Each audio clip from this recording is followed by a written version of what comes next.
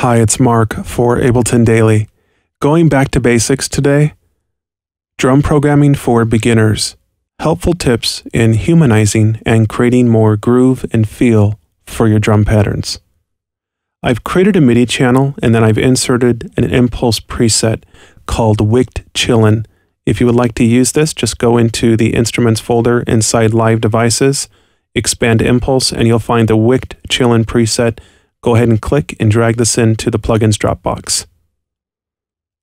Okay, I recorded a 4-bar loop using Impulse,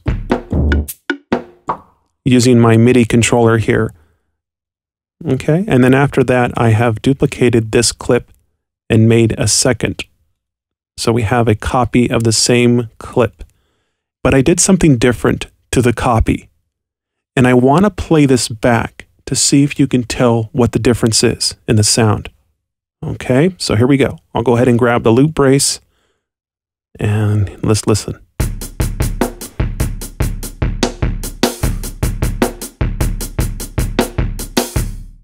Okay, now let's listen to the second one.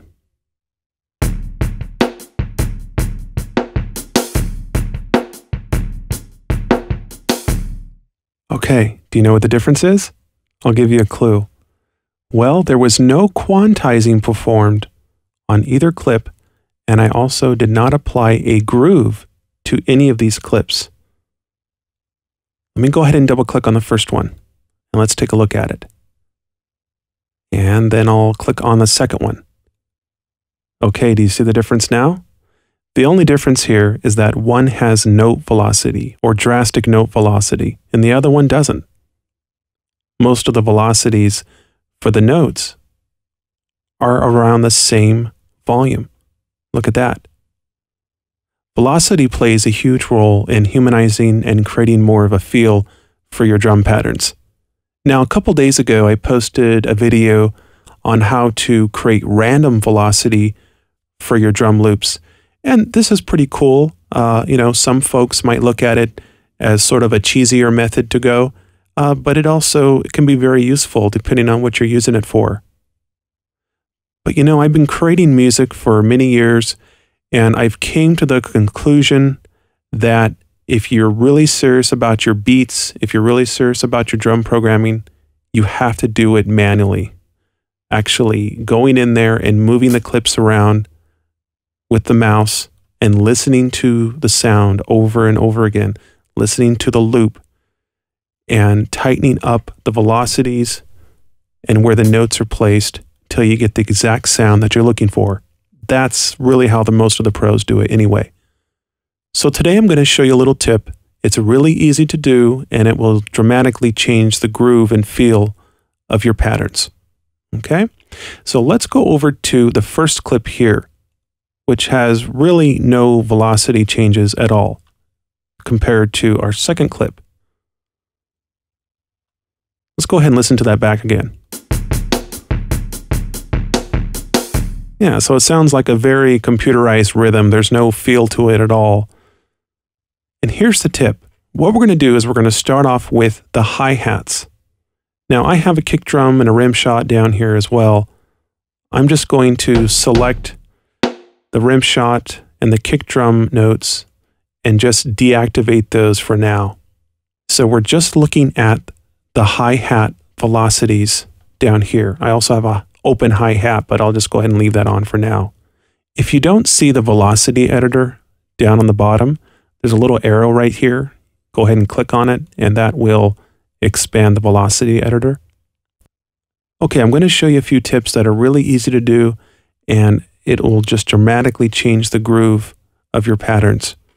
Let's start off with the hi-hat. If I click on the first hi-hat in the loop, it will change color. And then you will see the velocity marker change its color as well. This is just letting you know that this is the velocity marker that corresponds to this note. If I click on this one, this velocity marker becomes selected. Because by default, all the velocity markers are the same color red. And this is useful if you have two overlapping notes. And it's really hard to tell, well, which one am I selecting? Is it the open hi-hat or is it the closed hi-hat? Where an easy way to do this is just to click on the notes, and Live will bring that velocity marker forward so you can easily select it and change the velocity this way. Okay? There's some more information about this inside the manual for Ableton Live, just some basic fundamentals there. So here's the technique. Grab the first hi-hat and set its velocity. The next hi-hat, I want you to take the velocity down 50%. 50% of the velocity of the first hi-hat. And then the third hi-hat, I want you to keep this around the same velocity as the first hi-hat. In the fourth hi-hat, bring this down 50% less than the third hi-hat. And what you're doing here is you're creating this sort of up and down pattern throughout the entire clip. Look at this.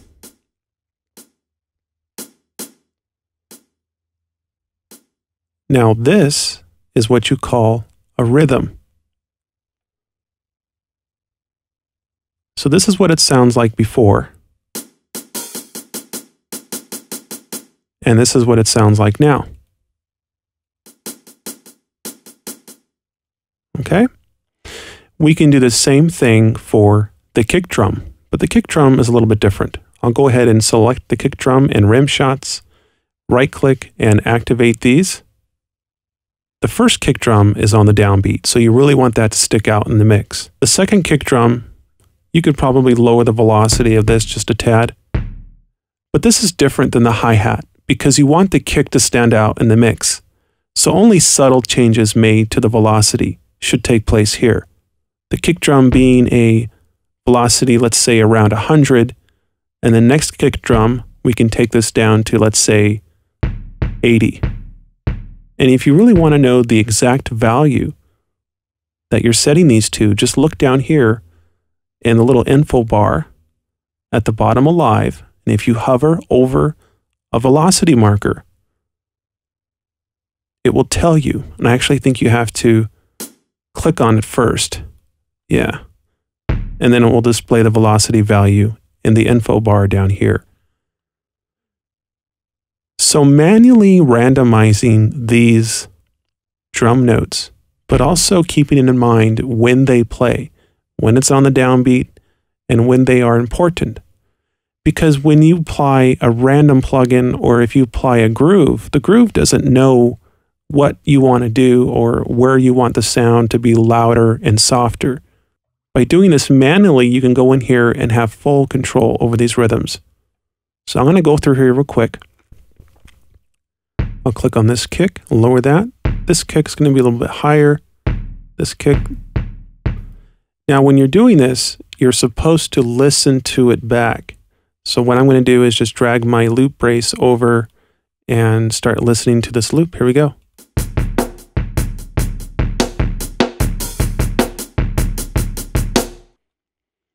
You can already hear how the beginning of this pattern is sounding much better and has more of a groove than the next 3/4 of the drum loop that we haven't adjusted yet. I'll go ahead and play this back again. Okay, in the next half of the loop, it's just a huge difference.